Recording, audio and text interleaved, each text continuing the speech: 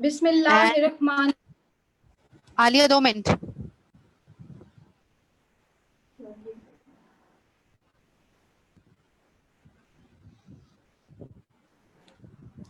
Let me check on Facebook. या check करें live हो गया। हो गया लाइव। चलें आलिया कंटिन्यू करें, आप स्पीकर भी नहीं कर।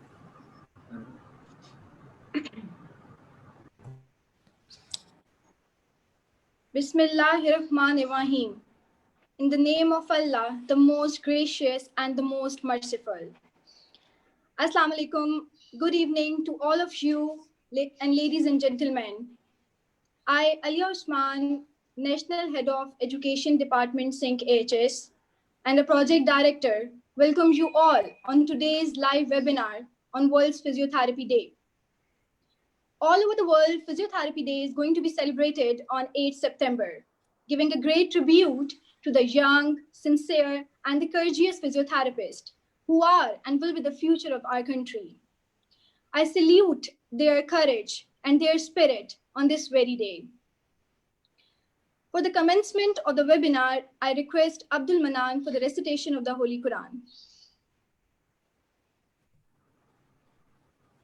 أعوذ بالله من الشيطان الرجيم. بسم الله الرحمن الرحيم. قل هو الله أحد الله الصمد لم يلد ولم يولد ولم يكن له كفوا أحد. صدق الله العلي العظيم. जज़ाकल्लाह।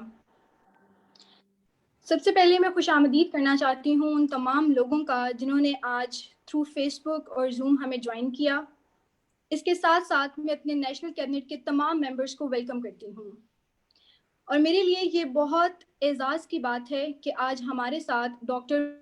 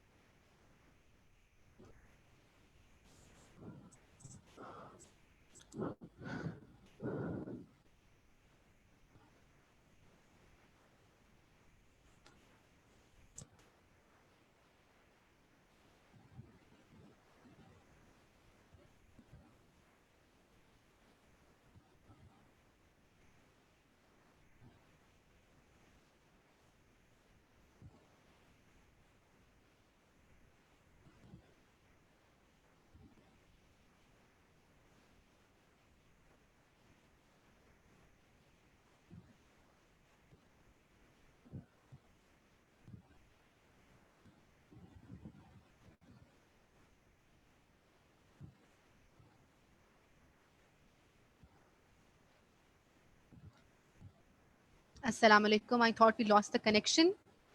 मैं गुजारिश करती हूँ अलाइना प्रेसिडेंट सिंक एएचएस के वो आएँ और हमें उसके बारे में मुतारिफ कराएं। Alaina please, over to you.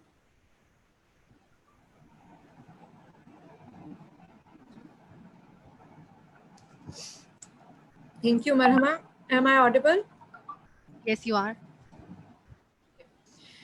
Assalamu alaikum. I am Alaina Haroon, National President, SINC AHS. SINC का तारुफ मैं आप लोगों को कराती चलूँ। SINC basically stands for Solidarity Among Young Nation for Change. It is an NGO formed on 23rd December 2015 on the blessed night of Bara Rabiul Awwal. Alhamdulillah, now its network is expanded over 50 medical colleges with 3,000 volunteers all over. SINC is serving in 4 major domains of health, welfare, education, and research.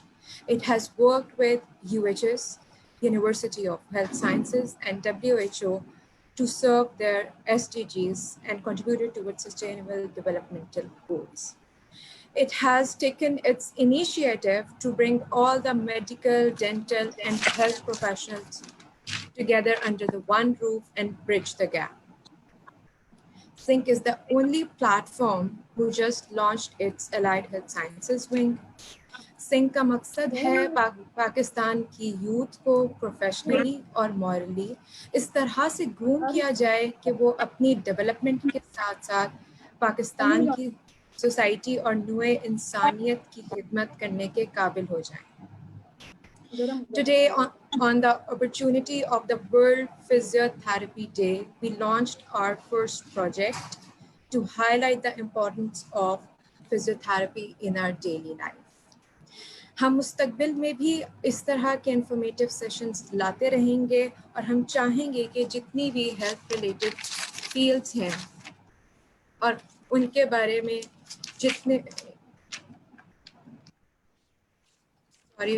Video I think जितनी health related fields और उनसे हम सबको जो common मामलात और तकलीफ और जो भी मसाइल पेश आते हैं उनसे मुतालिक मसाइल का हल हम मंजर आम पर आप लोगों के सामने लेकर आते रहें। इसके लिए इसके अलावा बहैसियत national president I feel proud and मैं चाहूँगी मैं आप सबको दावत देती हूँ कि ये आप लोगों की सोसाइटी है, ये प्लेटफॉर्म आप लोगों का है। जो स्टूडेंट्स ख़ास तौर पर अलाइड हेल्थ साइंसेस की फील्ड से ताल्लुक़ रखते हैं वो इसको ज्वाइन करें। Now I will hand over to Mr. Abdul Manan, National Vice President, SINC AHS, to please share the objectives of today's session. Thank you so much. Thank you, Alaina. Assalamu alaikum. I am Abdul Manan, National Vice President of AHS SINC Pakistan. I am a fourth-year student of Doctor of Physical Therapy in Sargodha Medical College. We are now conducting a live webinar on World Physiotherapy Day. It is an opportunity for us to raise the awareness about the crucial contributions of the physiotherapists they make in our society and also in our medical community, enabling the people to be well, mobile and independent. जब भी हम कभी भी किसी चीज़ के अंदर flaws या issues देखते हैं एज अ ह्यूमन बीइंग ये हमारी रिस्पॉन्सिबिलिटी बनती है कि हम उन इश्यूज़ के बारे में अवेयरनेस फैलाएं और उन इश्यूज़ के ऊपर बात उठाएं। वर्ल्ड फिजियोथेरेपी डे को वर्ल्ड वाइड सेलिब्रेट किया जाता है और इंटरनेशनल प्लेटफॉर्म्स के ऊपर इन इश्यूज़ के ऊपर अवेयरनेस फैलाई जाती है। पाकिस्तान में इन इश्यूज़ के ऊपर अवेयरनेस बहुत कम फैलाई जाती है। सो नाउ टुडे हम सिंक AHS के प्लेटफॉर्म के थ्रू इन्हीं कुछ इश्यूज़ के ऊपर बात करेंगे। Our main objectives of our first session are to describe the role of physiotherapy in our daily routine life, to describe the role of physiotherapy in posture correction, physiotherapy and conventional treatment, and the role of physiotherapy in preventing osteoarthritis. Also, I would like to now invite Marhama Shams, National Head of AHS SINC Research Department, so that she will continue the webinar. Thank you. Assalamu alaikum, everyone. My name is Marhama Shams. I'm research head of SINC AHS department. I'm doing clinical psychology from Shifa Tamir Millet University. Today, I have the privilege to be a part of this session. I would like to introduce our speaker, Dr. Mustafa Qamar. Dr. Mustafa Qamar is the head of Department of Allied and DPT at Sargodha Medical College. He did his bachelor's from King Edward Medical University and his PhD from University of Örebro in Sweden. He is also an academic research advisor. He did his certification of nutrition and physical activity from USA. Sir हम अपने इर्द गिर्द लोगों को बहुत से मसाइल में घिरा हुआ देखते हैं, लेकिन हमारे मुल्क में शऊर की कमी है और वो असल मसले से नावाकिफ रहते हैं। सिंक का सबसे बड़ा मकसद जो है वो लोगों में शऊर लाना है और अगर हमारे इस काम में डॉक्टर और हेल्थ प्रोफेशनल साथ हो तो हम इस चेन ऑफ चेंज को बहुत आगे लेकर जा सकते हैं, जिससे हमारे माशरे में लोगों को कमर का दर्द और जोड़ों का दर्द रहता है, इन जैसे मसाइल का सामना करना पड़ता है। सर मैं आपसे गुजारिश करती हूँ कि अपना तारुफ कराएं और वर्ल्ड फिजियोथेरेपी डे के बारे में कुछ अल्फाज कहिए। शुक्रिया। Assalamu alaikum everyone. Thank you so much for having me. Today is a very special day because we are celebrating it as a World Physical Therapy Day to discuss the role of physical therapy in health sector. Physical therapists are doing a great job to improve the quality of life and rehabilitate the individuals. My name is Dr. Mustafa Kamar, and I am working as the assistant professor and in charge of DPT and Life in Sargodha Medical College.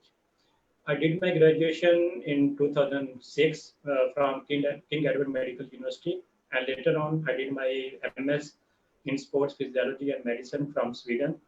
Currently, I am PhD scholar. So this is my brief introduction. So over to you.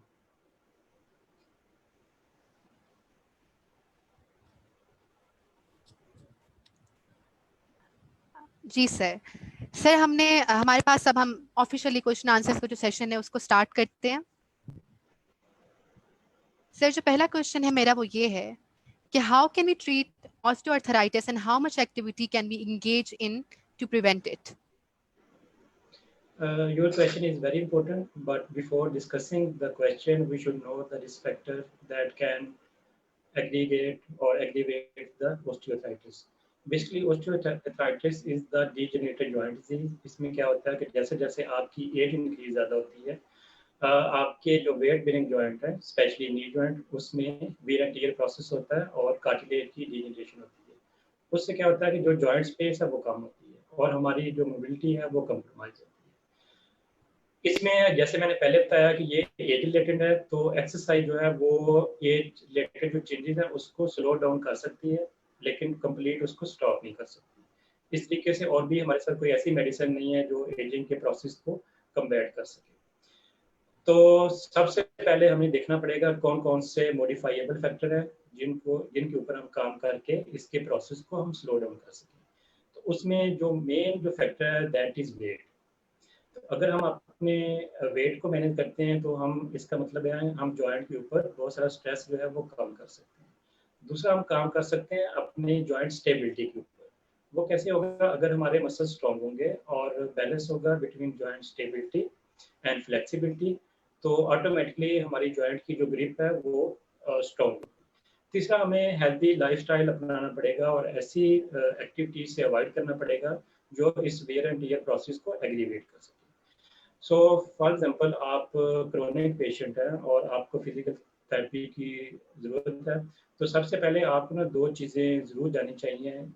ये physical जो patient education है उसमें बड़ी important है। Basically body में ना दो तरह की चेंजेस होती हैं, एक होती है केमिकल चेंज और एक होती है फिजिकल चेंज। तो जो केमिकल चेंज होती है वो हम केमिकल या मेडिसिन से उसको करेक्ट कर सकते हैं या ट्रीट कर सकते हैं। जो फिजिकल चेंज है उसको हमें फिजिकली ही ट्रीट करना पड़ेगा। तो जैसा मैंने आपको बताया कि एज रिलेटेड है, वियर एंड टियर प्रोसेस होता है, इसकी वजह से क्या होता है कि जॉइंट में स्पेस कम होती है और साथ में इन्फ्लेमेशन हो जाती है। तो सबसे पहले हमने जॉइंट को प्रोटेक्ट करना है ताकि ये प्रॉब्लम एग्रीवेट ना हो। तो इसके लिए एक्सटर्नल डिवाइसेस आप यूज़ कर सकते हैं in the form of knee brace. अब नी ब्रेस के भी आगे फर्दर 2 टाइप्स होती हैं, तो मैं प्रेफर करूँगा कि आप टेलोफेमरल जो फ्री है या नेल पटेला फ्री जो है ब्रेस वो यूज़ करें ताकि आपका जो पटेला है वो फ्री और उसके ऊपर जो प्रेशर है वो अप्लाई ना हो। दूसरा, हम ये करेंगे क्योंकि वहाँ पे हीलिंग को हमने स्पीड अप करना है और हीलिंग को हमने इम्प्रूव करना है और सर्कुलेशन को हमने इम्प्रूव करना है, तो उसके लिए डिफरेंट इलेक्ट्रोथेरेप्यूटिक मोडेलिटीज हम इसमें यूज़ कर सकते हैं। तीसरा, इसमें जो मोस्ट इम्पॉर्टेंट फैक्टर है दैट इज मसल स्ट्रेंथ। तो इसमें हमारे नी जॉइंट के ऊपर जो दो इम्पोर्टेंट मसल ग्रुप है वो नी एक्सटेंसर और नी फ्लेक्सर हैं।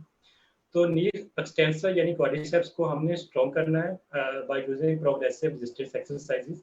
तो उसका एक प्रॉपर प्रोटोकॉल है कि हम आइसोमेट्रिक से स्टार्ट करेंगे, मल्टीपल एंगल आइसोमेट्रिक, और फिर ग्रेजुअली हम जो रेजिस्टेंस है वो ऐड अप करते जाएंगे।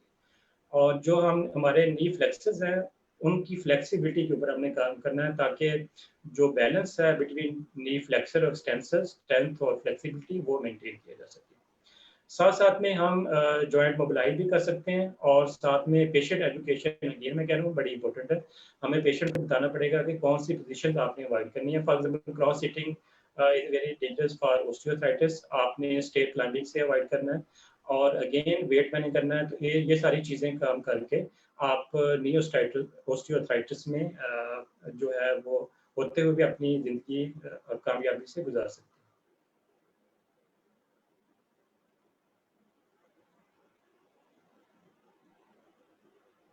Thank you, sir. So for the next question, will physiotherapy alone be sufficiently effective, or should it always be combined with conventional treatment? जैसा कि अभी मैंने डिस्कस किया है कि हमारी बॉडी में 2 टाइप की चेंजेस होती हैं, केमिकल और फिजिकल। तो इसमें हमें देखना पड़ेगा कि जो पेशेंट हमारे पास आया है उसमें किस टाइप की चेंजेस है।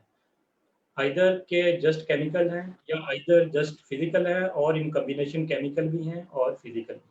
अगर तो वो फिजिकल चेंजेस के साथ मीन स्ट्रक्चर चेंजेस हैं जिसमें आपके muscles, bone, joints, ligament, fascia, tendons वगैरह इन्वॉल्व हैं, तो physical therapy is sufficient to deal with. लेकिन अगर उसके साथ-साथ केमिकल चेंजेस भी हैं जिसमें हमें मेडिसिन की ज़रूरत है, तो हमें मेडिसिन भी साथ में इनकॉर्पोरेट करना पड़ेगी। तो अगेन मैं कहूँगा कि हमें ये देखना पड़ेगा कि पेशेंट किस कंडीशन में आपके पास आया है, उसकी सेवेरिटी कितनी है और जो पेन है उसका सोर्स क्या है। तो इन चीज़ों को हम देखते हुए ये डिसाइड करेंगे कि whether physical therapy separately alone और इन कॉम्बिनेशन विद मेडिसिन जो है वो हमें इनकॉर्पोरेट करनी चाहिए। Thank you, sir.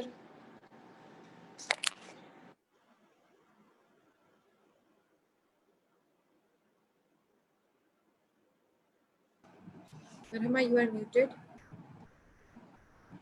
सर मेरा अगला सवाल है, how physiotherapy exercises can be beneficial in our daily routine? Exercise मजे की बात यह है कि हमारी जो लाइफ है इसकी क्वालिटी को इम्प्रूव करती है। मीन फर्स्ट ऑफ ऑल आपका मूड एलिवेट होता है। जब आप हैप्पी रहते हो तो आपके ऊपर स्ट्रेस कम होता है, आप सोशल लाइफ अच्छी गुजार सकते हो, फैमिली लाइफ अच्छी गुजार सकते हो और बहुत बहुत सारे जो कन्फ्लिक्ट है उनसे आप अवॉइड कर सकते हो। तो जैसा कि आप फीमेल हैं तो अगर आप एक्सरसाइज करते हो तो डेफिनेटली सर्कुलेशन इंप्रूव होगी और आपकी स्किन ग्लो करेगी।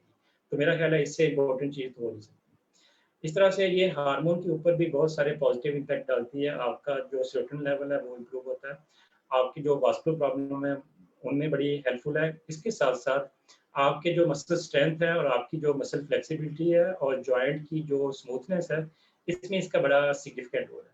एक मज़े की स्टडी मैं आप लोगों के साथ शेयर करना चाहूँगा। ये तो हर किसी को पता है कि एक्सरसाइज से ये कुछ जो बेनिफिट्स हैं। एक स्टडी हुई थी रिसेंटली, उसमें उन्होंने ये देखा था कि ये सार्कोपीनिया को प्रिवेंट कर सकती है। सार्कोपीनिया पहले मैं बताना चाहूँगा कि आपने ये देखा होगा कि हमारे ओल्डर एडल्ट्स जो पेरेंट्स हैं उनकी फंक्शनल मोबिलिटी कॉम्प्रोमाइज़ होती है। उसकी रीज़न ये होती है कि उनका जो मसल मास है वो कम हो जाता है। तो जब मसल मास कम होता है तो डेफिनेटली मसल स्ट्रेंथ कम होती है, मसल स्ट्रेंथ तो कम होती है तो फंक्शनल मोबिलिटी जो है वो कंप्रोमाइज़ होती है और वो डिपेंडेंट हो जाते हैं हमारे। तो ये एक हमारे लिए साइकोलॉजिकल ट्रॉमा भी होता है, उनके लिए भी, हमारे लिए भी, कि हम अपने पेरेंट्स को इस सिचुएशन में नहीं दे सकते। तो स्टडी का मैं हवाला ये देना चाहूँगा कि उस स्टडी में ये था कि अगर जस्ट 3 डेज़ पर वीक आप स्ट्रेंथ ट्रेनिंग करते हो फॉर 6 मंथ और उसके बाद जस्ट 1 डे पर वीक उसको आप मेंटेन करते हो, तो आपकी पूरी लाइफ आपके मसल मास जो है वो लॉस नहीं होगा। इसका मतलब है कि पूरी ज़िंदगी आप फंक्शनल डिपेंडेंट रहेंगे और इंडिपेंडेंट रहेंगे और किसी के ऊपर आप डिपेंडेंट नहीं होंगे। इसी तरह से आप देखते होंगे यूरोप में कि ओवर एज ओल्डर एडल्ट्स भी हैं, वो साइकिलिंग कर रहे होते हैं, अपनी लाइफ को एंजॉय कर रहे होते हैं, डिफरेंट क्रिएटिव एक्टिविटीज में एंगेज होते हैं। लेकिन हमारे जो 60 अबव जो ओल्डर एडल्ट्स होते हैं उनकी जो फिजिकल एक्टिविटी है वो बड़ी कंप्रोमाइज होती है। उसकी रीज़न ये है कि उन्होंने एक्सरसाइज के ऊपर पूरा फोकस किया है और उसको अप्लाई किया है एज ए सोसाइटी। हम एक्सरसाइज को इतना इम्पोर्टेंट नहीं समझते या हमारी एक्चुअल नहीं है या हमारे पास टाइम नहीं है, बट एनीवे जस्ट हम थोड़ा सा टाइम स्पेंड करें। जैसे मैं ये बड़ी मजे की मिसाल देता हूँ कि तबलीगी जमात वाले कहते हैं जी आप थोड़ा सा चिल्ला लगाएं 3 दिन का, 6 दिन का या 40 दिन का। तो इसी तरीके से मैं कहता हूँ कि अगर जस्ट पूरी जिंदगी में आप 6 महीने का चिल्ला लगा लें, चिल्ला का लगाना है कि 3 डेज पर वीक आपने स्ट्रेंथ ट्रेनिंग करनी है फॉर 6 मंथ और उसके बाद जस्ट 1 डे पर वीक आपने उसको मेंटेन करना है, तो पूरी जिंदगी आप जो फंक्शनल अपनी इंडिपेंडेंस है उसको मेंटेन कर सकते हैं। तो I think it's very important कि इसके ऊपर हम अमल करें और अपनी सोसाइटी को इम्प्रूव कर सकते हैं। Thank you, sir. Sir, next question. Physiotherapy is a slow process. So how should we gain the trust of the patient in contrast to the medication that have comparatively faster recovery period? उसमें सबसे पहले तो जो आपका question है उससे मैं agree नहीं करता। उसकी रीज़न ये है उसमें कुछ सोशल फैक्टर हैं, साइकोलॉजिकल फैक्टर हैं, इन्वायरमेंटल फैक्टर हैं। मैं अभी सोशल फैक्टर के ऊपर बात करना चाहूँगा। रीज़न ये होती है कि जैसे हमें कोई पेन होती है तो ओवर द काउंटर हमें पेन किलर अवेलेबल होती है। तो नॉर्मली हम ब्रूफन, डिक्लोरन हम यूज़ करते हैं और उस पेन से हम जो है वो रिलीफ हासिल करते हैं। लेकिन कभी हम उस जो पेन का सोर्स है उस तक डायग्नोस नहीं करते कि ये क्यों हो रही है। और इसी तरीके से हमारी जो ज़िंदगी है वो गुजरती रहती है और ये कोई 40-45 ईयर तक हम इसको ऐसे ही प्रैक्टिस को अडॉप्ट करते हैं। अच्छा, दूसरे केस में क्या होता है कि अगर आप किसी फिजिशियन के पास या ऑर्थोपेडिक सर्जन के पास जाते हैं तो भी उनके पास जस्ट यही सॉल्यूशन होगा कि वो आपको एंटी इन्फ्लेमेटरी ड्रग्स दें, पेन किलर दें, ताकि आपकी पेन सबसाइड हो जाए। अगेन जो पेन का सोर्स होता है उसको कोई टारगेट नहीं करता। जब क्रोनिक आप एंटी इन्फ्लेमेटरी ड्रग लोगे तो उसका क्या इम्पैक्ट होगा, उसके बहुत सारे साइड इफेक्ट हैं। आपके मेनली स्टमक के ऊपर, स्टमक अल्सर हो सकता है, आपके लीवर के ऊपर, आपके किडनी के ऊपर। तो उसका नुकसान ये होता है कि जब हम क्रोनिक लेते रहते हैं तो एक ऐसी स्टेज आती है कि हम और ज़्यादा मेडिसिन यूज़ नहीं कर सकते, क्योंकि एक साइड से आपका सोर्स जो है वो, क्योंकि हमने ट्रीट नहीं किया होता है, तो वो एग्रीवेट होती रहती है प्रॉब्लम। और दूसरा जो हमारे पास एक रेमेडी है जो हमें स्पेयर रखनी चाहिए, वो हम शुरू दिन से यूज़ करते हैं और 15-20-25 साल हम उसके ऊपर कैरी करते हैं। तो उसकी वजह से प्रॉब्लम इतनी कॉम्प्लिकेटेड हो जाती है कि उसको मैनेज करना थोड़ा सा डिफिकल्ट हो जाता है। तो इसलिए फिजिकल थेरेपी की कुछ जो प्रोसेस है वो कुछ कंडीशन में स्लो होता है, क्योंकि इतना क्रोनिक प्रॉब्लम है, इसलिए उसको करेक्ट होने के लिए भी टाइम चाहिए। लेकिन बहुत सारी ऐसी कंडीशन भी हैं कि अगर जस्ट आप एक्यूट फेज में आए हो तो आप वन सेशन से भी ठीक हो सकते हो, आप विद इन वीक भी ठीक हो सकते हो। लेकिन अगर क्रोनिक प्रॉब्लम होगी तो डेफिनेटली उसको ट्रीट करने के लिए हमें ज़्यादा टाइम चाहिए। लेकिन अच्छी बात यह है कि टाइम ज़्यादा हो भी जाए लेकिन हाँ, हमारे जो रिकवरी रेट्स हैं वो बड़े अच्छे हैं और सिग्निफिकेंट। तो इसमें हमें पेशेंट एजुकेट करना पड़ेगा, हमें डॉक्टर्स से कंसल्ट करना पड़ेगा कि इनिशियल लेवल के ऊपर जब भी कोई प्रॉब्लम होती है उसको प्रॉपर जो उसका सोर्स है उसको ट्रीट किया जाए, ना कि जस्ट सिम्टम को। सो आई होप सो कि ये जो एक मिसकंसेप्शन है अबाउट फिजिकल थेरेपी ये क्लियर हो जानी चाहिए।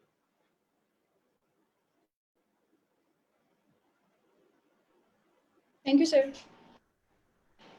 Unmute please, Marhama. जब हम बता रहे थे अपने फिजियोथेरेपी सेमिनार के बारे में तो हमने एक फॉर्म जो है लोगों को प्रोवाइड किया था, सर्कुलेट किया था।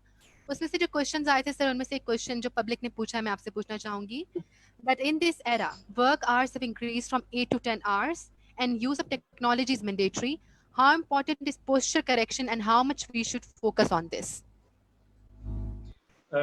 Basically this is very important question, normally इस current pandemic situation, क्योंकि हमारे जो वर्किंग आवर हैं वो डिजिटल मीडिया के ऊपर ज़्यादा एक्सटेंडेड होगी। अच्छा, इसमें ना 3-4 पॉइंट्स हैं वो हमें पहले कंसीडर करने चाहिए। उसमें सबसे मोस्ट इम्पोर्टेंट जो चीज़ है दैट इज़ सिटिंग इन्वायरमेंट।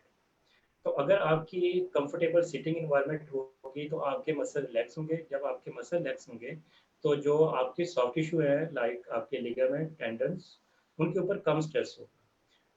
तो उसके लिए हमें क्या अचीव करना पड़ेगा? सबसे पहले आपकी जो चेयर है वो कंफर्टेबल होनी चाहिए। अब कंफर्टेबल का क्या मीनिंग है? उसका मतलब ये है कि अगर आप मॉनिटर यूज़ कर रहे हैं, डेस्कटॉप कंप्यूटर, तो जो आपकी आई है वो फोकस होनी चाहिए on middle of the screen, और आपका हेड जो है वो प्लेस होना चाहिए on your shoulder and shoulder should be placed on your hip, और जो आपकी थाई है वो पैरेलल होनी चाहिए ऑन द फ्लोर, और जो आपके फीट है वो कंफर्टेबली प्लेस होनी चाहिए ऑन ग्राउंड। तो अगर ये सारी पोजीशन आप अडॉप्ट करते हो तो आपकी प्रॉपर अलाइनमेंट होगी और किसी भी स्ट्रक्चर के ऊपर अनड्यू स्ट्रेस नहीं होगा, उससे हमारी परफॉर्मेंस जो है वो इंक्रीज होगी। इसको समझने के लिए कि ये कितनी इंपॉर्टेंट है, एक एग्जांपल मैं आपको देता हूँ कि कभी आप दीवार देखते हैं कि हम जो एक ईंट दूसरी ईंट के ऊपर प्रॉपर्ली अलाइंड होती है, प्रॉपर्ली प्लेस होती है।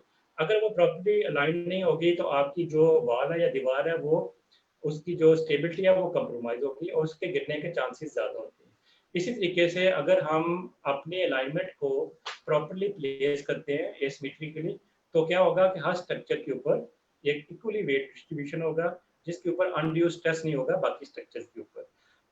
अच्छा, दूसरा ये है कि हम नॉर्मली ऑफिस में काम करते हैं, तो बहुत सारी स्ट्रेचिंग एक्सरसाइजेज हम इनकॉर्पोरेट कर सकते हैं नॉर्मली, क्योंकि हमारी जो अपर एक्सट्रीमिटी है और जो हमारी नेक है वो ज़्यादा इन्वॉल्व होती है ड्यूरिंग ऑफिस आवर। तो हम बहुत सारी स्ट्रेचिंग इनकॉर्पोरेट कर सकते हैं, स्पेशली नेक एरियाज की और अपर एक्सट्रीमिटी।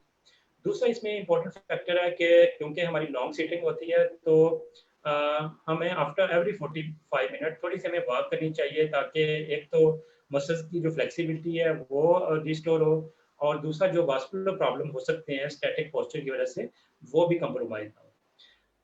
ये सारी चीज़ें उन लोगों के लिए हैं जो एसिम्प्टोमेटिक है, लाइक उनमें कोई क्रोनिक पेन नहीं है, कोई सिम्टम नहीं है इस तरह के, लेकिन कोई ऐसे इंडिविजुअल जो फील करें कि उनको क्रोनिक पेन है, तो उनको चाहिए कि वो किसी फिजिकल थेरेपिस्ट से कंसल्ट करें, ताकि उनका प्रॉपर डायग्नोसिस हो और प्रॉपर उनको इन्वेस्टिगेशन हो कि स्पाइन की कौन सी डिफॉर्मिटी है। तो फिजिकल थेरेपिस्ट इसके लिए डिफरेंट टूल्स यूज करेगा, लाइक इंक्लाइनोमीटर और ग्रिड चार्ट, और different physical examination test perform करेगा।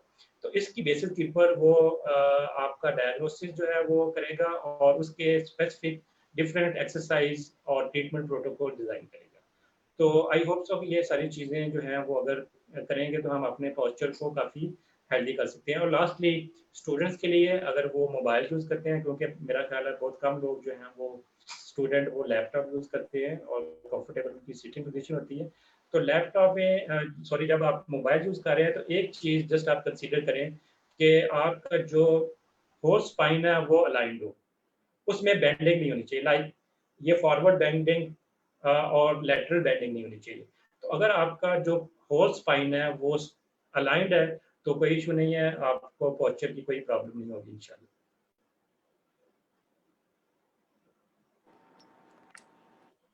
इंशाल्लाह। Thank you sir. Sir next question ये है हमारा कि how aerobic exercises can help one in treating hypertension. इसमें सबसे पहले हमें ये देखना पड़ेगा कि हाइपरटेंशन क्या होती है, इसके जो रिस्क फैक्टर्स हैं वो कौन कौन से हैं, उसमें मॉडिफाइएबल कौन से हैं, नॉन मॉडिफाइएबल कौन से हैं। क्योंकि जब भी आप किसी प्रॉब्लम को सॉल्व करते हैं, जब तक आप उसकी रूट काज तक नहीं पहुंचते, आप उस प्रॉब्लम को सॉल्व नहीं कर सकते। तो थोड़ा सा आपके व्यूवर को मैं बताना चाहूँगा कि अगर जो मॉडिफाइएबल है उसमें फर्स्ट ऑफ ऑल ओबेसिटी है या ओवरवेट है। अगर हम अपने वेट को मैनेज करते हैं, तो इसका मतलब है कि इनडायरेक्टली हम जो हाइपरटेंशन है उसको भी मेंटेन करें। दूसरा हमारा जो मॉडिफाइएबल रिस्क फैक्टर है दैट इज स्मोकिंग। तो सिंपली आप स्मोकिंग को अवॉइड करें, आप इनडायरेक्टली ट्रीट कर रहे हैं हाइपरटेंशन को। इस तरीके से डाइट इंटेक, अगर आप हेल्दी डाइट लेते हो जिसमें सोडियम इंटेक कम होता है, उसमें फैट कंटेंट कम होते हैं और फाइबर ज़्यादा होती है, फ्रूट वेजिटेबल आप लेते हो, तो इनडायरेक्टली आप अपने आप को हेल्दी रख रहे हो और आपकी जो ब्लड प्रेशर है वो भी कम होगा। और मोस्ट इम्पोर्टेंटली साइकोलॉजिकल फैक्टर है, अगर आपका इन्वायरमेंट स्ट्रेसफुल है तो डेफिनेटली आपका ब्लड प्रेशर शूट होने वाला है, ये इस चीज़ को आप ज़हन में रखें। इससे आप कैसे अवॉइड कर सकते हो कि आप हेल्दी इन्वायरमेंट रखें, आपके अच्छे फ्रेंड्स हों जिनके पास अच्छे आप आइडिया शेयर करो, स्ट्रेस को आप कम से कम ऐसे लोगों से आप अवॉइड करें जो हर टाइम आपको कोई स्ट्रेसफुल इन्वायरमेंट में रहें या आपको रखें। तो अगेन ये आपकी एक हैबिचुअल चीज़ है। अब है नॉन मॉडिफाइबल फैक्टर जिसमें जेनेटिक्स और जेंडर, तो इसका आप कुछ नहीं कर सकते, जेनेटिक्स आपकी चेंज नहीं हो सकती है, आपकी जो फैमिली है वो आप चेंज नहीं कर सकते, इस तरीके से आप जेंडर भी चेंज नहीं कर सकते। अब हमने करना क्या है कि अगर आपको ब्लड प्रेशर आपका ज़्यादा हो गया है तो हमें क्या करना है, again this is very important. तो एक फिनोमेना आपको अगेन समझना पड़ेगा, दैट इज प्री लोड और आफ्टर लोड। नॉर्मली होता क्या है कि आपका ब्लड प्रेशर ज़्यादा होता है, फ़ौरन आप कार्डियोलॉजिस्ट या फिजिशियन के पास जाओगे और आपको वो मे बी बीटा ब्लॉकर दे या कोई मेडिसिन, तो उससे क्या होगा कि आपका हार्ट रेट कम होगा, उससे ऑटोमेटिकली आपका ब्लड प्रेशर कम हो जाएगा, लेकिन उसके अपने साइड इफेक्ट होंगे।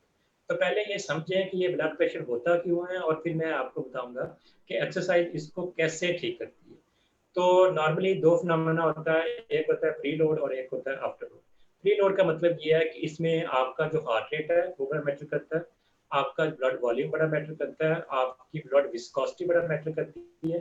तो ये सारी चीजें हमारी प्री लोड में आती हैं। आफ्टर लोड में हमारा जो आर्टरीज का डायमीटर है वो बड़ा इंपॉर्टेंट फैक्टर है। जितना डायमीटर नैरो होगा उतना प्रेशर ज्यादा होगा, जितना आपकी आर्टरीज का डायमीटर वाइड होगा उतना प्रेशर कम होगा। तो एक्सरसाइज जब आप करते हो तो आप की जो ब्लड विस्कोसिटी है वो भी कम होती है, आपका जो हार्ट रेट है वो भी नॉर्मलाइज होता है, और इवन आपका जो आर्टरीज का डायमीटर है वो भी जो है उसमें जो नैरोइंग होती है वो कम, जो वो उसको हम रिस्टोर करते हैं। अच्छा, इसमें हम अब एक्सरसाइज प्रिस्क्राइब कैसे करना है, कभी किसी ने सोचा? नॉर्मली जब भी आप किसी से कंसल्ट करोगे ये कहता है कि आपने 20 मिनट 30 मिनट आपने वॉक करनी है, that is not planned exercise. इसमें हर, जैसे मैंने आपको बताया कि बहुत सारे modifiable non modifiable risk factor हैं, हर बॉडी की कंपोजिशन डिफरेंट है, उस बॉडी की कंपोजिशन के अकॉर्डिंगली हमें इंडिविजुअलाइज प्रोग्राम जो है वो करना पड़ेगा। उसके लिए क्या करना पड़ेगा? सबसे पहले हमें पता करना चाहिए कि उस इंडिविजुअल का मैक्सिमम हार्ट रेट क्या है, उसका टारगेट हार्ट रेट कितना है, कितनी एक्सरसाइज इंटेंसिटी हमें चाहिए, कितनी फ्रीक्वेंसी चाहिए, कितनी टाइमिंग उसके लिए चाहिए, और टाइप ऑफ एक्सरसाइज कौन सी चाहिए। तो ये बहुत सारी चीज़ें आप तब असेस कर सकते हो जब आपके पास पूरी उसकी हिस्ट्री होगी और थरोली एवेल्युएशन होगी। तो नॉर्मली हम स्टार्ट करते हैं माइंड एक्टिविटीज से, जिसमें हम नॉर्मली टारगेट करते हैं लोअर एक्सट्रीमिटी को। एक और बड़ी इंटरेस्टिंग चीज़ है जो मेरा ख्याल है कि हम मिस करते हैं, that is upper extremity activities. तो हाइपरटेंशन पेशेंट में अपर एक्सट्रीमिटी एक्सरसाइजेज आर कंट्राइंडिकेटेड। आप हाइपरटेंशन के पेशेंट में अपर एक्सट्रीमिटी की एक्सरसाइज परफॉर्म नहीं करवा सकते। उसकी रीजन ये है कि जब आप अपर एक्सट्रीमिटी की एक्सरसाइज परफॉर्म करते हो तो सिंपैथेटिक नर्वस सिस्टम एक्टिवेट होता है और ब्लड प्रेशर पहले से ज़्यादा शूट कर देता है। तो हमें करना क्या होता है कि हमें लोअर एक्सट्रीमिटी के ऊपर टारगेट करना है, और जो डायनामिक मसल्स हैं हमारी लोअर एक्सट्रीमिटी के, उनको हमने एंगेज करना है और स्लोली प्रोग्रेस करना है from mild to moderate to high intensity. तो पहले आप माइल्ड इंटेंसिटी प्रिस्क्राइब करोगे, अगेन इंडिविजुअलाइज प्रोग्राम होगा, उसमें फ्रीक्वेंसी, इंटेंसिटी, टाइमिंग और टाइप एक्सरसाइज फिजिकल थेरेपिस्ट जो है वो डिसाइड करेगा। उसके बाद आप इंटरवल ट्रेनिंग के ऊपर जाओगे, और उसके बाद आप हाई इंटेंसिटी के ऊपर जाओगे। हाई इंटेंसिटी क्यों हमें चाहिए हाइपरटेंशन में? नॉर्मली ये रिकमेंड नहीं की जाती, लेकिन ये मैं आपको बताना चाहूँगा कि हाइपरलिपिडीमिया भी एक सोर्स है हाइपरटेंशन का। जैसे मैंने आपको बताया कि आर्टरीज का डायमीटर कम होता है, तो उसकी रीजन ये है कि आपके लिपिड कंटेंट, फैट कंटेंट आपकी बॉडी में ज़्यादा है। तो अगर आप हाई इंटेंसिटी एक्सरसाइज करोगे तभी आपका जो फैट कंटेंट है बॉडी में वो कम होंगे, कोलेस्ट्रॉल लेवल आप कम कर सकते हैं। माइल्ड एक्टिविटीज से हाइपरलिपिडीमिया के ऊपर इफेक्ट नहीं होता, इसलिए हमें ट्रांजिशन करनी है from mild activity to interval training to high intensity training. और लास्टली इसमें एक्सरसाइज के साथ साथ डाइट का बड़ा रोल है। एक्सरसाइज से हम नॉर्मली 10 to 15 डिग्री जो है वो हम जो है मैनेज कर सकते हैं ब्लड प्रेशर को, बोथ डायस्टोलिक और सिस्टोलिक। लेकिन जो डैश डाइट है जिसमें हम हाई फाइबर डाइट लेते हैं, हम वेजिटेबल फ्रूट का ज़्यादा यूज़ करते हैं, सोडियम इंटेक कम करते हैं, तो ये भी कुछ हद तक हेल्प आउट करती हैं in treatment of hypertension. So hope so कि आपके जो व्यूअर्स हैं उनको थोड़ा सा एक आइडिया हो गया होगा कि हाइपरटेंशन को हम किस किस लेवल के ऊपर मैनेज कर सकते हैं और किन लोगों से उन्होंने कंसल्ट करना। जी सर, हमारे पास एक और क्वेश्चन था। जी। A 4-year-old girl walks on the tip of her feet very quickly with both back and pigeon chest, otherwise normal. She is taking medicines, but the doctors advise them to try some exercises. Please suggest some exercises that a 4-year-old can do in this situation. इसमें again मैं जैसे आपको हमने start में एक बात शुरू की थी कि अगेन बॉडी में 2 टाइप की चेंजेस होती हैं। तो ये आपने जिस पेशेंट का आपने जिक्र किया है इसमें बेसिकली फिजिकल चेंजेस हैं। इसमें इनके मसल जो हैं वो उनकी फ्लेक्सिबिलिटी कम हो गई है, मे बी कंट्रैक्चर फॉर्मेशन भी हो, तो इनको चाहिए कि किसी पीडियाट्रिक फिजिकल थेरेपिस्ट से कंसल्ट करें। मे बी इनको एक्सटर्नल ब्रेसेस या वो भी मे बी वो एडवाइस करें ताकि इनकी जो डिफॉर्मिटी है उसको हम मिनिमाइज किया जा सके। और साथ में वो ऐसी एक्सरसाइजेज स्पेशली फ्लेक्सिबिलिटी की और स्ट्रेंथ की एडवाइस करेगा जो इनके लिए बेनिफिशियल हो। तो हमें टारगेट करना पड़ेगा कि कौन कौन से मसल्स की फ्लेक्सिबिलिटी कम्प्रोमाइज़ है और कौन से मसल्स की स्ट्रेंथ कम्प्रोमाइज़ है। और अगर ज़रूरत हुई तो मे बी कुछ ब्रेसेस भी इनमें सजेस्ट की जा सकती है। तो मैं एडवाइस करूँगा कि किसी पीडियाट्रिक फिजिकल थेरेपिस्ट से कंसल्ट करें और थॉरोली इसको इन्वेस्टिगेट करें। ठीक है, सर ये लास्ट क्वेश्चन है क्योंकि हम फेसबुक पे लाइव हैं और कमेंट्स में एक क्वेश्चन आया है that how to treat cervical pain. ये एफपी ये के लाइव पूछा गया है जी सर। जी, जो सर्विकल पेन है ये एक वेग टर्म उन्होंने बोली है क्योंकि इसके पीछे बहुत सारी रीजन है। लाइक इसमें जस्ट आपके मसल भी इन्वॉल्व हो सकते हैं, इसमें आपके जो वर्टिब्रा है वो भी इन्वॉल्व हो सकते हैं, इसमें आपकी नर्व भी इन्वॉल्व हो सकती है और even it can radiate from viscera as well. तो ये हमें पहले ये आइडेंटिफाई करना पड़ेगा कि इस जो पेन है उसका सोर्स क्या है। फॉर एग्जाम्पल हम पहले सिंपल केस को डिस्कस करते हैं, फिर हम कॉम्प्लिकेशन की तरफ जाएंगे। फॉर एग्जाम्पल बैड पोस्चर की वजह से या किसी ओवर यूज की वजह से उनके नेक मसल्स जो है वो मसल्स पैर में चले गए। जब मसल्स पैर में जाते हैं तो क्या होता है कि वो प्रेशर क्रिएट करते हैं ऑन योर वर्टिब्रा, तो उसकी वजह से पेनफुल आपको परसेप्शन होती है। तो सिंपल सा इसका सोल्यूशन ये है कि अपने जो नेक एक्सटेंसर है उनको आप स्ट्रॉन्ग करें और साइड फ्लेक्सर की आप फ्लेक्सिबिलिटी इंप्रूव करें। तो उसमें सबसे मोस्ट इम्पोर्टेंट है आइसोमेट्रिक एक्सरसाइजेस। वो सिंपल आप यूट्यूब के ऊपर सर्च करेंगे आइसोमेट्रिक नेक एक्सरसाइजेस, तो वो आपको बहुत सारी चीज़ें आपको बता देंगे, उसको आपने यूज़ करना है। साथ में क्योंकि मसल्स पैर को लीव करने के लिए बेस्ट जो चीज़ है दैट इज़ मॉइस्ट हीट। वो सादा सा मैं आपको तरीका बता देता हूँ, घर में आप कर सकते हैं। एक तो बेस्ट सोल्यूशन ये है कि मार्केट में आपके पास मॉइस्ट हीटिंग पैड अवेलेबल होते हैं जो इलेक्ट्रिक करंट के ऊपर आप अप्लाई कर सकते हो। तो दूसरा तरीका ये है कि अगर आप वो परचेज नहीं करना चाह रहे तो सिंपल आप पानी बॉयल करें और उसमें टॉवल को डिप करें, उसको निचोड़ के अपने जो लोकल एरिया वहाँ पे अप्लाई करें। तो दिन में 3-4 दफ़ा अप्लाई करेंगे तो आपका जो मसल्स पैर में वो टोटली रिलीफ हो जाएगा। लेकिन इन केस प्रॉब्लम जो है इससे ज़्यादा रिलेवेंट हो गई है, प्रेशर जो है वो नर्व के ऊपर भी पड़ रहा है, तो तब हमें मोबिलाइज भी साथ में करना पड़ेगा। तो इस सिचुएशन में उनको चाहिए कि वो एक्सरे करवाएं ताकि पता चले कि उनका जो नॉर्मल सर्वाइकल कर्वेचर है वो इंटैक्ट है या नहीं। अगर इंटैक्ट नहीं है तो फिजिकल थेरेपिस्ट उसको मोबिलाइज करेगा with some specific manual technique और साथ में सम इलेक्ट्रोथेरेपिस्ट मोडेलिटी भी यूज करेगा, तो उससे उनका प्रॉब्लम जो है इंशाल्लाह सॉर्ट आउट हो जाएगा। ठीक है सर। सर हमारे पास एक और क्वेश्चन है that is there any side effect of physiotherapy? There is no side effect. Basically, this is the natural way of treatment जिसमें हम फिजिकल एजेंट्स यूज करते हैं, तो इसमें किसी टाइप का कोई साइड इफेक्ट नहीं है। दूसरा, आपके व्यूअर को एक चीज़ समझना चाहिए कि फॉर एग्जांपल अगर आपके मसल की स्ट्रेंथ कम है तो आप कौन सी मेडिसिन यूज करेंगे, आप सर्च आउट कर लें। अगर आपकी मसल वेस्टिंग हो गई है, मसल लॉस हो गया, तो कौन सी आप मेडिसिन यूज करेंगे, देयर इज नो मेडिसिन। अगर आपकी फ्लेक्सिबिलिटी कंप्रोमाइज है, नो मेडिसिन। तो कहने का मतलब ये है कि बहुत सारी ऐसी चीजें हैं जो मेडिसिन उसको क्योर या ट्रीट नहीं कर सकती, वो आपको हर सूरत में एक्सरसाइज को अडॉप्ट करना पड़ेगा। नॉर्मली जो हमारे स्पेशली रूरल एरिया से पेशेंट होते हैं वो कहते हैं कि अगर हम स्पेशली B12 एक वो होते हैं विटामिन, वो ताकत का टीका लगवाना या ताकत की गोली दे दें, तो वो बेसिकली विटामिन B12 होता है जिसका ओनली पर्पस होता है वो नर्व ग्रोथ की या नर्व हीलिंग में थोड़ी सी हेल्प आउट करता है। उसके अलावा वो मसल स्ट्रेंथ, मसल फ्लेक्सिबिलिटी और मसल वेस्टिंग में उसका कोई रोल नहीं है। तो ये थोड़ा सा हमें पेशेंट को एजुकेट भी करना पड़ेगा इस वजह से।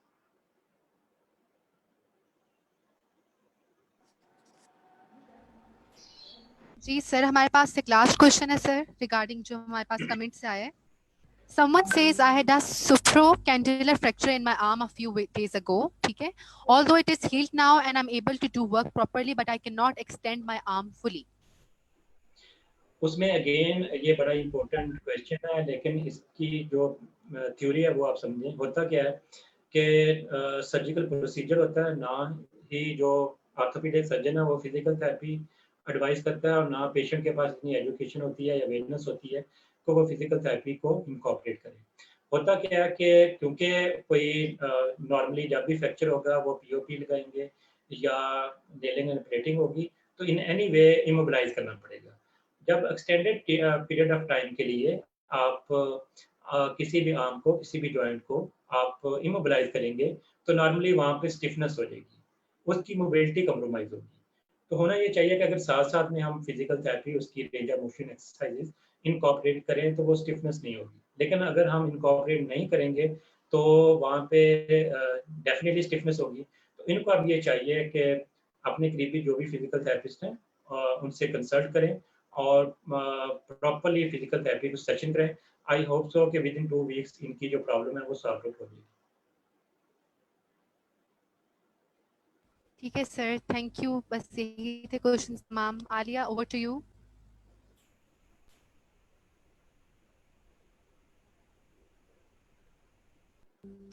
ठीक है, थैंक यू सर, यही क्वेश्चन थे हमारे पास। Alia, over to you now. You are Alia, muted, Alia. और मेरा माइक म्यूट था। Sir thank you so much. आज का सेशन बहुत ज़बरदस्त रहा और अपनी फील्ड से मुतल्लिक जानकर हमें बहुत खुशी हुई और मुझे उम्मीद है कि जिन लोगों ने आज हमें लाइव ज्वाइन किया होगा उनको भी काफ़ी जो है वो फ़ायदा इससे हुआ होगा। Sir, as a teacher, as a health professional, as a citizen of Pakistan, आप क्या पैगाम देना चाहेंगे? खुश रहें, आसानियाँ एक दूसरे को बांटें, इससे और आसानियाँ आपकी ज़िंदगी में आएंगी। तो स्ट्रेसफुल, टेंशन फ्री एनवायरनमेंट में अपनी ज़िंदगी गुजारें और कोशिश करें कि सोशल मीडिया पे जस्ट जो बेनिफिशियल चीज़ें हैं, जो पर्पसफुल चीज़ें हैं, उनके ऊपर ही अपना टाइम लगाएं। जो वेस्टेज ऑफ टाइम है उससे आप अवॉइड करें। तो आई होप सो कि आपकी ज़िंदगी जो है वो कंफर्टेबल हो। जी, thank you sir. At the Thank end, I request founding president Mr. Ali Hassan Malik and to please share his views regarding today's session. Mr. Ali, over to जी, you. बहुत शुक्रिया अलिया। बिस्मिल्लाहिर्रहमानिर्रहीम। अस्सलाम वालेकुम एवरीवन। मेरी आवाज क्लियर है? जी अली। जी। First of all, a happy World Physiotherapy Day to all the physiotherapists who are working to improve the health of patient and help people. सबसे पहले तो मैं अपने जो हमारे गेस्ट स्पीकर हैं डॉक्टर मुस्तफ़ा कमर, उनका बहुत ज़्यादा शुक्रिया अदा करूंगा कि सर ने आज अपने बिजी स्केड्यूल में से हमारे लिए टाइम निकाला और इस इम्पोर्टेंट इशू को एड्रेस किया, क्योंकि फिजियोथेरेपी से रिलेटेड इस तरह के हेल्थ बहुत ज़्यादा इशूज हैं और ये इतने अब प्रेवलेंट हैं कि ऑलमोस्ट हर फैमिली में लोगों को इस तरह के हेल्थ इश्यूज का सामना करना पड़ता है। और सर ने जिस तरह इतने अच्छे वे में सब क्वेश्चंस को आंसर किया, तो उसे हम सबको बहुत कुछ सीखने को मिला और मैं उम्मीद करता हूँ बाकी जितनी भी ऑडियंस जिन्होंने ज्वाइन किया होगा सब ने बहुत कुछ इससे लर्न किया होगा। यहाँ पे जो ये सिंक एलाइड हेल्थ साइंसेज विंग की तरफ से ये फर्स्ट प्रोजेक्ट था और इस पे मैं पूरी नेशनल कैबिनेट है जो सिंक एलाइड हेल्थ साइंसेज की, starting from president Alaina Haroon, vice president Abdul Manan, project director अलिया उस्मान, को मॉडरेटर मरहमा शम्स, हमारी जो मीडिया टीम है हेडेड बाय इफ्रा, दुआ, गेती और इसके अलावा डॉक्टर अरीबा और बाकी जितने भी नेशनल कैबिनेट के मेंबर्स हैं, मैं आप सब की एफर्ट्स को बहुत ज़्यादा अप्रिशिएट करता हूँ कि आप सब लोगों ने जिस तरह दिन रात एक करके इस प्रोजेक्ट के लिए मेहनत की। आई स्टिल मुझे ये आइडिया है कि आप लोग जिस तरह पूरी रात जाग कर प्लानिंग करते थे इस प्रोजेक्ट के हवाले से, इसकी मार्केटिंग के हवाले से, कंटेंट डिजाइनिंग के हवाले से, और फर्स्ट प्रोजेक्ट ही माशाल्लाह इतना अच्छा आप लोगों ने एग्जीक्यूट किया, तो उस चीज इन सब को देख के, आपके पैशन को देख के बहुत ज्यादा खुशी होती है और बहुत ज्यादा फख्र होता है कि जो हमारा ख्वाब था सिंक allied health science wing start करने का, और आज उस विंग को प्रॉपर वर्क करता देख के, उसका फर्स्ट प्रोजेक्ट इंप्लीमेंट होता देख के, तो ये हम सब के लिए, पूरी सिंक टीम के लिए बहुत ये खुशी की बात है। और मैं तमाम बाकी जो फोरम्स हैं उनके बिहाफ पे भी सिंक एलाइड हेल्थ साइंसेज विंग को बहुत ज्यादा अप्रिशिएट करता हूँ और मैं उम्मीद करता हूँ कि इसी तरह आप सब लोग जिस पैशन के साथ आप लोगों ने ये प्रोजेक्ट किया है, इसी तरह इन फ्यूचर बाकी भी आप वर्किंग अपनी कंटिन्यू करेंगे और इस विंग को हम इंशाल्लाह बहुत इंप्रूव करेंगे।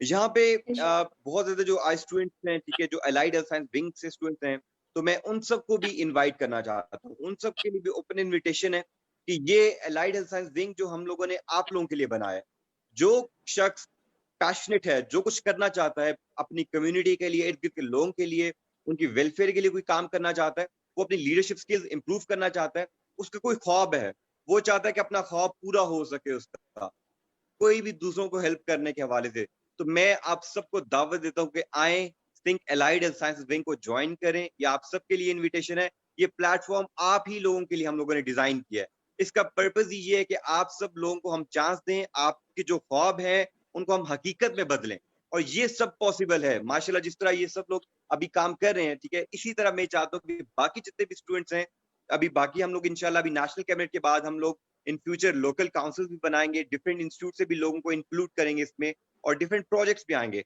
तो आप सब लोग जो काम करना चाहते हैं, अगर आपके पास वर्किंग एक्सपीरियंस नहीं है तो कोई मसला नहीं, सिंक में हम सिर्फ एक चीज डिमांड करते हैं आपसे, वो ये है कि आप पैशनेट हो, आपके अंदर दूसरों के लिए काम करने का जज्बा होना चाहिए। अगर ये चीजें हैं तो बाकी सब कुछ आप सीख सकते हैं, हमारी टीम्स हम आपको सिखाएंगे कि प्रोजेक्ट कैसे करने हैं, वो सब चीजें हो जाएंगी। लेकिन सिर्फ अगर आप पैशनेट हैं तो वो ये प्लेटफॉर्म फिर आप ही लोगों के लिए बना है। तो वंस अगेन मैं बहुत ज्यादा खुश हूँ आज इस प्रोजेक्ट को और आप सब लोगों की वर्किंग को देख के, और मैं वंस अगेन स्पेशली सर जो हैं सर डॉक्टर मुस्तफा कमर, उनको भी बहुत ज्यादा शुक्रिया अदा करता हूँ, और पूरी टीम को बहुत ज्यादा वंस अगेन मुबारकबाद देता हूँ।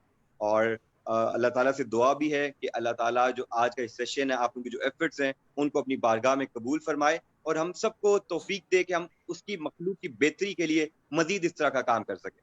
बहुत शुक्रिया। बहुत बहुत शुक्रिया Ali, and thank you so much sir for joining us. आप जैसे लोग हमारे लिए एसेट है, और हम मज़ीद फ्यूचर में तवक्को रखते हैं कि आप हमें ज्वाइन करते रहेंगे, और आप हमारे साथ इंसानियत की खिदमत का जो हमारा मौक़िफ़ है उस पर आप पेश रहेंगे। Thank you so much, and thank you so much Ali. आज तकरीबन हमारी मेहनत रंग ले आई है, मुझे भी इस चीज़ की खुशी है, और डॉक्टर मुस्तफ़ा ने हमारे लिए टाइम निकाला, इससे पहले भी वो हमारे साथ इन टच रहे हैं, उन्होंने हमें भरपूर गाइडेंस दी है। सर का बहुत बहुत शुक्रिया, उन्होंने हर स्टेप पे हमें बताया है, और मुस्तकिल इन टच रहे हैं हमसे, और उन्होंने हमें बहुत ज़्यादा टाइम दिया, बहुत बड़ी बात है हमारे लिए। Thank you so much sir, and सारी टीम ने भी अल्हम्दुलिल्लाह आखिरकार बहुत ज़बरदस्त परफॉर्म किया है। मैं भी सबको अप्रिशिएट करना चाहूँगी, आलिया, मरहमा, everybody. Thank you. Thank you. It was a pleasure meeting, and thank you so much once again for inviting me, and well done. Thank you so much, sir.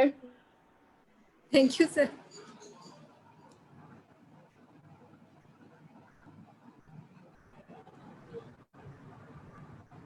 I think now we should wind up our session, and thank you उन सब हजरात का जो हमारे साथ शामिल हुए, उन सब नाजरीन का जिन्होंने हमें लाइव ज्वाइन किया, जिन्होंने हमें सपोर्ट किया, जिन्होंने हमें देखा। हम फ्यूचर में भी आप लोगों के लिए इस तरह के आगाही प्रोग्राम लाते रहेंगे, क्योंकि हमें पता है पाकिस्तान एक थर्ड वर्ल्ड कंट्री है, और हर किसी की हैसियत नहीं होती कि वो हॉस्पिटल जाए, हर किसी की हैसियत या अप्रोच में नहीं होते हेल्थ प्रोफेशनल्स। हम आपकी खिदमत के लिए यहाँ पर हाजिर हैं, और सिंक का मकसद ही ये है, इंसानियत की खिदमत। हम आप तक जितने तमाम कॉमन मसले मसाइल हैं, उम्मीद करते हैं कि हम आपके सामने इसी तरह लाते रहेंगे, और मज़ीद जो बच्चे सिंक को ज्वाइन करना चाहते हैं, दे आर मोस्ट वेलकम। हमें हंट ही ऐसे बच्चों की होती है जो इंसानियत की खिदमत के लिए पेश रहना चाहते हैं, और बाकी कुछ करना चाहते हैं। This platform is for you. Thank you so much.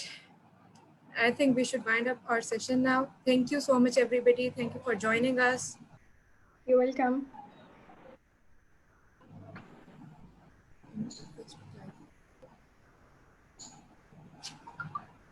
Okay, I Stick think remove we the- should end now. Disconnect from the Facebook. Should end the session now. Okay, everyone. Allah